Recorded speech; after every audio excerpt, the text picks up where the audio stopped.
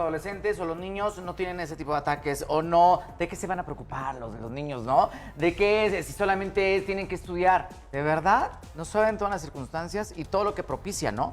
Lógicamente, el miedo es instintivo. Todos, por un aspecto de ser organismos vivos, reaccionamos ante estímulos negativos en función de defendernos.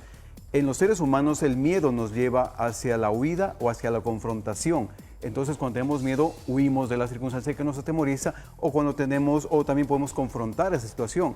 Pero un niño, un adolescente y un adulto presentan circunstancias de temor y lógicamente reaccionan de esta forma. El problema es cuando el miedo se manifiesta de manera constante, ocasiona un trauma de ansiedad y puede derivar en circunstancias mucho más problemáticas porque la adaptación ante esa circunstancia que se repite, ya sean objetos, ya sean circunstancias, por ejemplo, lo más común, los insectos, el miedo a los insectos o las fobias que puede derivar la ansiedad, son circunstancias no explicables, o sea, tienen miedo a una abeja, por ejemplo, y la abeja como que la abeja y sabe... pobrecita, ya viviendo ahí en paz, ¿no? Y la abeja no tiene una conciencia para decir, es Dani, voy a atacarlo. No, uno es el que genera esa idea.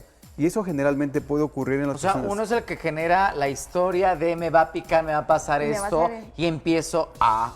Uno genera eso por una experiencia o circunstancias previas que pueden ser las que detonen esta circunstancia. O que vieron, o que vivieron, o que lo puede inclusive darle una significación a esto. Hay miedos a hormigas, hay miedos a cucarachas, hay fobias a la altura, hay miedo social también, que es la agorafobia, que nos lleva a esas circunstancias que no nos podemos adaptar a circunstancias y empezamos con los ataques de pánico, esa sensación de falta de... Tengo una pregunta, perdóname, yo ahorita entrando todo esto, pero yo ¿cómo sé que soy una persona ansiosa? ¿Cómo sé que a lo mejor es miedo? Y a lo mejor lo estoy confundiendo con el ataque de pánico, con el ataque de ansiedad. Y a lo mejor solamente es miedo a caerme o a pasar por abajo de las escaleras. Digo, hay tantos... Pero ¿cómo sé que específicamente de verdad estoy pasando por un pequeño ataque de ansiedad o un gran ataque de ansiedad? Bueno, cuando tenemos ya manifestaciones mucho más, quizás manifiestas en una repetición constante, cuando tenemos palpitaciones, cuando tenemos ya problemas, sudoración excesiva, cuando tenemos ya una manifestación muy prolongada de esos aspectos fisiológicos, podríamos derivar ahí a que estamos enfrentando ganas de vomitar, sí, que se te revuelve el estómago. Ganas de vomitar. Ya lo tuve y se siente horrible. El estómago flojo, podemos tener inclusive problemas digestivos fuertes. Todos estos problemas los vemos a veces no asociados con una ansiedad, pero pueden estar derivados a circunstancias que estamos viviendo y que manifiestan las famosas migrañas, las famosas cefaleas. ¿Eso también es? También producen estos aspectos por aspectos adaptativos que entramos en un proceso de tensión. La tensión muscular genera el dolor y eso nos deriva justamente a esos estados en los cuales vamos a estar enfermos. Entonces la enfermedad tenemos que analizarla también desde una perspectiva psicológica si es un problema de ansiedad. Para que no digamos que, ay, es que cómo me curo, y aquí está nuestra clave. Lógicamente es en nuestras emociones y nuestra mente. Y es muy buen punto el que dices, Liz. Lo que generalmente hacemos es tomar una pastilla que milagrosamente nos quita el dolor, pero lo que estamos viviendo ahí es que estamos ocultando el síntoma y no estamos enfrentando la causa que estamos derivando. Pero ¿cuál será la causa? O sea, digo, no sé, a lo mejor voy a trabajar y me empiezo a sentir mal, o tal vez me levanté y estoy pensando en el problema de que debo y a lo mejor van a llegar el licenciado, ya sabes, la misma historia, estas historias. ¿Sí? Y empiezo con este ataque. O sea, aquí, ¿cuál sería la solución? ¿Pagar? No, la causa es el pensamiento. Es cómo identificamos nuestros pensamientos que son autodestructivos o negativos, que son repetitivos. Porque nos encanta estar pensando siempre lo negativo. Es que me van a embargar, me van a hacer esto, incluso con me pasa mucho con nuestros papás, de que es que si vas allá te va a pasar esto, esto y esto y esto, y te ponen la cabeza así, ya ni vas a gusto, ellos no están a gusto, no. O sea, nadie está feliz y dices, traes a la mente todo lo que te va a pasar y te termina pasando. Pues mira, un pensamiento es una interpretación subjetiva de la realidad, no es la realidad misma. Conllevan los miedos, por ejemplo, aquí los padres, el miedo que tengan los padres de que sus hijos hagan cierta actividad, pero son los padres los que tienen el miedo. Pueden transferir el miedo. Gracias. Pueden transferir el miedo a sus hijos por la inseguridad que les provoca. Claro. Y los hijos, lógicamente, ven en sus padres ese aspecto de seguridad, y si ese aspecto de seguridad que es mi padre, ese aspecto de seguridad que es mi padre me da esa información, yo lo voy a tomar y validarlo. Entonces voy a tener el mismo miedo que tenía mi padre, pero el mismo temor. pero yo tengo el poder de decir, ¿me afecta o no me afecta? Tenemos la capacidad, como poder dices tú, de poder reflexionar frente a eso. Lo que nos mueve en la ansiedad es el miedo hacia lo que viene adelante. Sí, pero creo que, perdón, pero, Sí. ok, yo tengo la facultad para decidir si me afecta o no. Ok, ¿me afecta?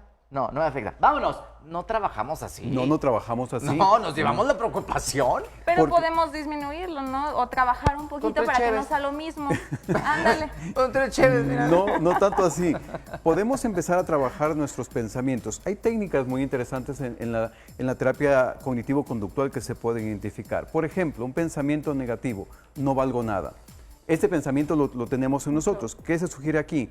Vamos a una técnica sencilla. Lo repites 15 veces, primera parte. Segunda parte, le pones, estoy pensando que no valgo nada. Lo repites 15 veces. Y después, la tercera parte, me doy cuenta que estoy ¿ya me pensando... aburrí? No, escúchame. Me estoy dando cuenta que estoy pensando que no valgo nada. Lo repites 15 veces cada vez hasta que tu mente va entendiendo que es eso, un pensamiento, que no es necesariamente una realidad. Esta técnica es terapéutica. Nos puede funcionar directamente en casa para que la puedan practicar. Repetir 15 veces el pensamiento negativo, ponerle después estoy pensando que 15 veces y después me estoy dando cuenta que estoy pensando esto igualmente 15 veces. Hasta que bajas la intensidad, O sea, es como cuando el control no funciona, Y órale, dos tienes golpecitos que ya poner atención. capta la señal. Sí, más o menos así. ¿Sí? Somos también entender que nuestros pensamientos a veces están de manera inconsciente, no te das cuenta. Un miedo que no es justificado, algo que tenga miedo a la altura. Justifícame por qué tienes miedo a la altura. No es que me da miedo el filo, el borde abajo, me puedo caer. No. Me puedo Matarme. caer. No, me puedo caer. O sea, sí es cierto, es adaptativo, pero que te paralice, que tú digas Sí, no puedo, sí. eso ya implica una fobia. Te invita a 10 metros de altura, vas a ver que no, pues claro. La gente que se paraliza. Entonces sí vale aquí identificar esto en nosotros, cuáles miedos nos están paralizando. Y esos miedos identificados ya como un aspecto donde está asociada la ansiedad, Sí. que justamente es lo que no identificamos. La ansiedad la identificamos solamente con comernos las uñas, con rascarnos, son síntomas asociados. A veces estamos con el pie también, ¿no? Sí, eso es un poco para liberar tensión, pero la ansiedad en sí es paralizante, es decir, ¿qué me está paralizando a no avanzar en mi vida? ¿Qué aspectos estoy determinando que no quiero hacer? La vida es como una carretera. ¿Han visto una autopista? Vamos en la carretera, ¿no? Y todos los letreros que tengamos en esa autopista pueden decirnos detente, párate, no hagas esto, no vales nada.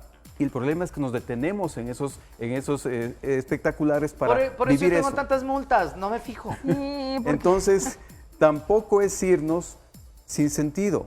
Es buscarle un sentido a la vida, es conocernos como individuos, es reconocer nuestras capacidades y ver cuánto somos fundamentalmente viables a vivir una vida en plenitud sin tantos temores. Oye, Cris, el paso de los años, claro, te da más experiencia, pero también te darán más inseguridades o también te dará más, no sé, si se te Miedo. regresan o miedos o algo, o ansiedades. O sea, por ejemplo, yo te lo digo, yo no tenía ansiedad, no sé, X, y he sentido que regresan como diferentes miedos. ¿Por qué? Porque no están del todo resueltos en ti, entonces se vuelven a activar por circunstancias similares a las que ocasionaron en una instancia esa circunstancia. Entonces otra vez la vuelves a vivir, como no la has gestionado y no lo has manejado adecuadamente, nuevamente volvemos a repetir ese ciclo y volvemos a sentir la ansiedad que ya pasó hace mucho tiempo y dices, pero eso ya lo solucioné. Ya estaba bien. Ya estaba bien. O sea, ejemplo, chocaste hace 20 años y de la nada regresó esta parte. Puede haber habido otro conato, otra circunstancia que viviste que activa esa parte y otra vez tienes que volverla a trabajar. En realidad, esas partes a veces están ahí porque el miedo es necesario para sobrevivir. No es negativo, es miedo es mi fundamental. El miedo es mi amigo, sí, pero lo que pasa es que no estoy siendo amigo y lo estoy volviendo mi enemigo porque no estoy pudiendo adaptarme adecuadamente a cómo estoy gestionando el miedo. Qué bonito estuvo eso. Sí, cómo lo Qué estoy bonito. gestionando. y cómo El miedo es mi amigo. Es mi amigo. Porque O sea, el miedo evita que te lastimes. El miedo evita Solamente que te pone cometas- alerta. Te pone alerta. Pero lo que pasa es cuando generamos pensamientos distorsionados, y hacemos que ese miedo crezca y nos afecte en nuestra vida, y le damos poder y afectamos en nuestra vida cotidiana con nuestras relaciones personales, con nuestra vida personal, nuestra vida profesional, en diferentes ámbitos. Ese miedo nos lleva hacia cometer errores porque estamos tensos, estamos ansiosos de que la vida no es como queremos que sea. También esa parte adaptativa es fundamental en el ser humano. De que no nos salgan las cosas tal cual queremos, ¿verdad? O querer el perfeccionismo, que pues realmente somos seres imperfectos. Lógicamente, digamos, somos seres perfeccionistas, estamos en constante perfección, el perfeccionismo es constante, no somos perfectos, pero podemos ir poco a poco desarrollando ese perfeccionismo nosotros para decir que vamos avanzando en la vida con las cosas que estamos entendiendo que hay cosas que van a resultar y hay cosas que no van a resultar, pero esa es parte de la vida, errores y aciertos.